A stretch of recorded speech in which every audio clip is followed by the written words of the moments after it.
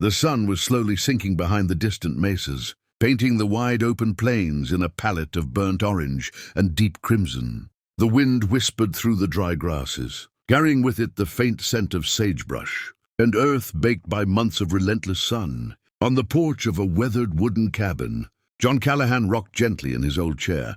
His wide-brimmed hat shaded a face, lined with decades of hard living, the kind of lines earned from long days under the sun, endless rides across the prairie, and nights spent under the stars.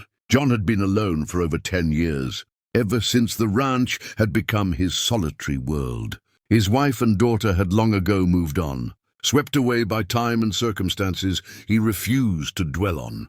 The quiet of the plains, which had once been comforting, now felt like a cage.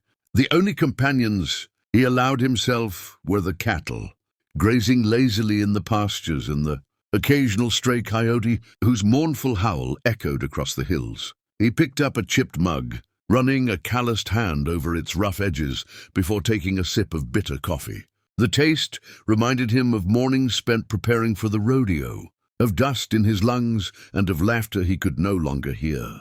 His mind wandered to old friends, most of whom had passed on or moved far away.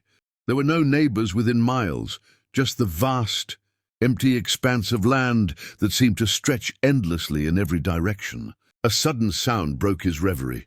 The rhythmic pounding of hooves against hard-packed dirt drew his attention toward the horizon. Squinting, John saw movement, 5 figures making their way across the plains. They were women, riding with urgency, their clothing simple and worn.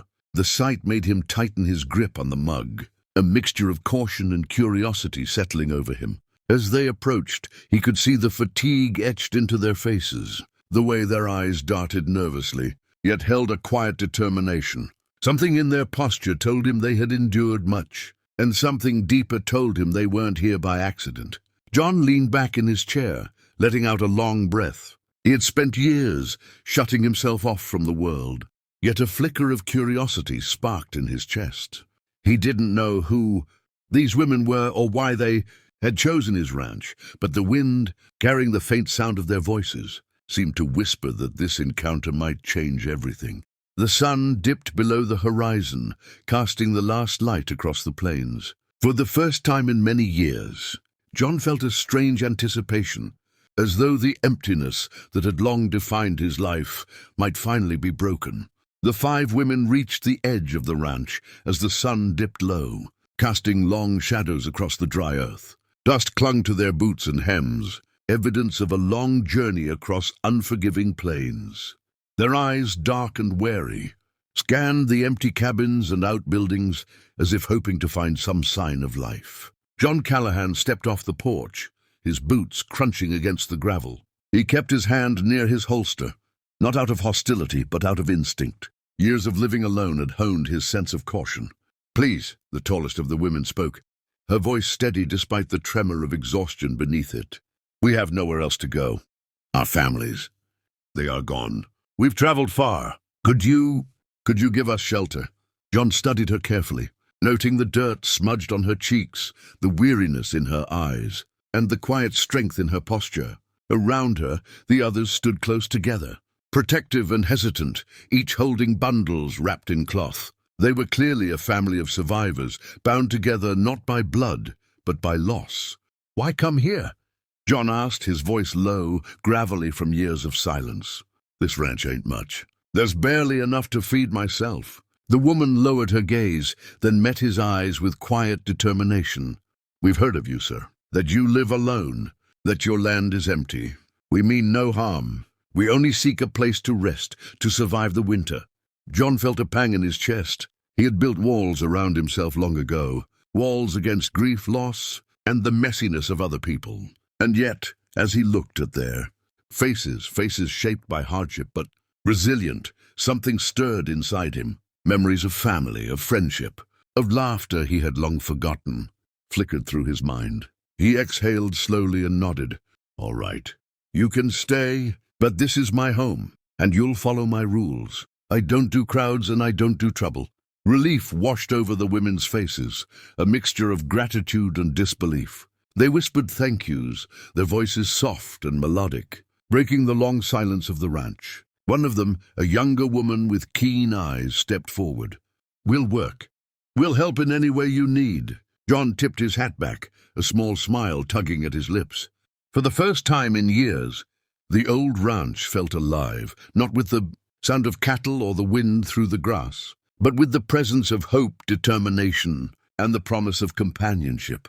That evening, as the women settled in and began tending to chores, John watched from the porch, feeling a warmth he had long thought lost. The quiet life he had known for so long was about to change, and for once he welcomed it. Days turned into weeks, and the once silent ranch began to hum with life. The women moved with quiet efficiency, their hands skilled despite the weariness that lingered in their eyes. They mended fences, tended the cattle, and prepared hearty meals that filled the cabin with scents John had long forgotten: fresh bread, stews simmering over the fire, and the sweet aroma of drying herbs. For the first time in years, the sound of laughter echoed through the corridors of his home, blending with the rhythmic clatter of hooves and the distant call of coyotes. John found himself watching them, often without realizing it. There was a grace in the way they worked together, a silent understanding born from shared hardship. He'd spent so long in solitude that even simple conversation now felt precious. At first, he kept to the shadows of the porch or the barn, letting them carry on without interference, but slowly he began to join in. He showed them how to check the fences for weak spots, how to coax stubborn cattle back into the pen, and the careful art of tending the fire so it burned long into the night. At night, they would gather around the fire, stories spilling from their lips like a river long dammed. They spoke of lost husbands, vanished villages, and the endless trials that had shaped them. John listened, sometimes offering advice, sometimes letting silence fill the gaps. There were nights when the wind howled through the gaps in the cabin walls, and yet, in the warmth of their company, he felt safe. One evening, as the sky glowed with the deep purple of twilight, a young woman asked quietly, "Why did you help us, Mr. Callahan? You've lived alone so long."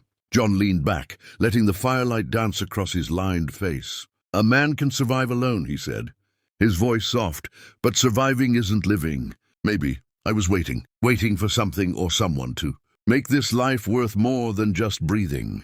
The women glanced at one another, sensing the unspoken loneliness that had haunted him. In that moment, the ranch transformed, not just as a place of shelter, but as a home where hearts, long closed off, could begin to heal. As the weeks passed, the routines became a rhythm, the chores a shared purpose, and the quiet moments between tasks filled with laughter, teasing, and even gentle arguments. John realized that life, once muted by solitude, had returned in full force, and for the first time in a decade, he felt the fragile, powerful stirrings of family, not born of blood, but of trust, care, and a mutual need to belong.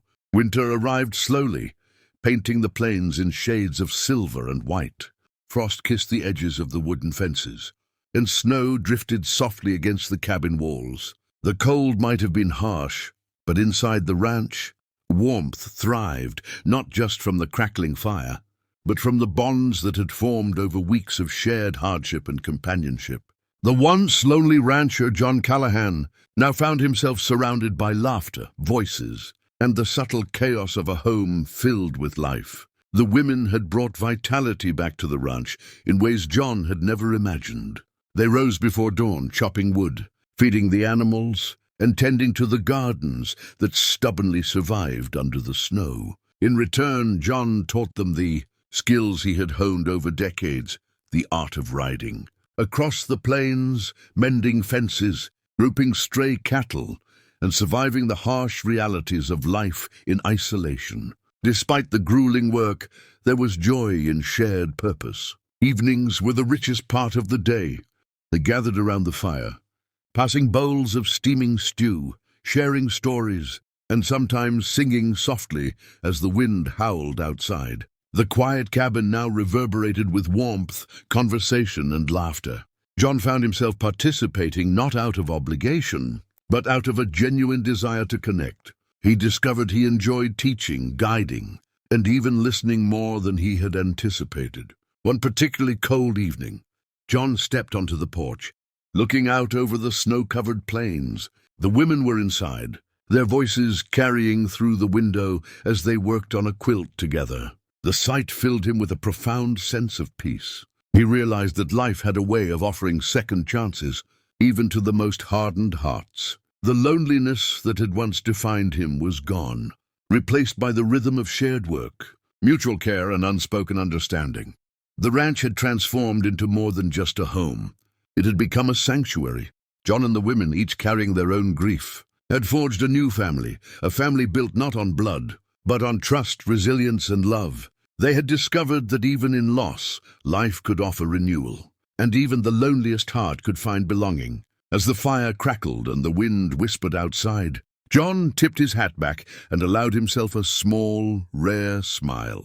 He had found not only companions, but a purpose, and in the quiet of the snowy plains, surrounded by the women who had become his family, he understood something he had long forgotten. Happiness could grow in the most unexpected of places, even on a lonely ranch in the middle of nowhere.